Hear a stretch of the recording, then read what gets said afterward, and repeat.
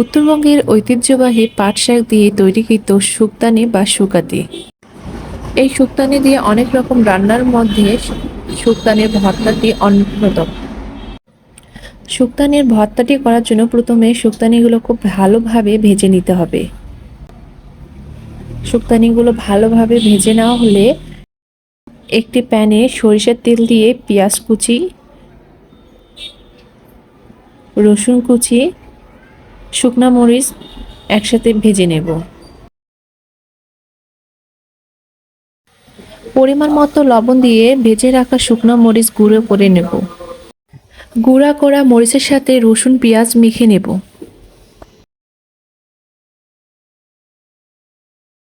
এরপর শুক্তানি সহ সমস্ত উপকরণগুলো ভালো করে মেখে নেব। পেঁয়াজ মরিচ রসুন ভাজার সময় যে এক্সট্রা সরিষার তেলটা বেঁচে ছিল সেটা এখন দিয়ে নেব। ভালোভাবে মেখে নেওয়া হলে তৈরি হয়ে যাবে আমাদের শুক্তানির ভর্তা। শুক্তানি দিয়ে আরও অন্য কোনো রেসিপি দেখতে চাইলে অবশ্যই আমাকে কমেন্ট বক্সে জানাবেন।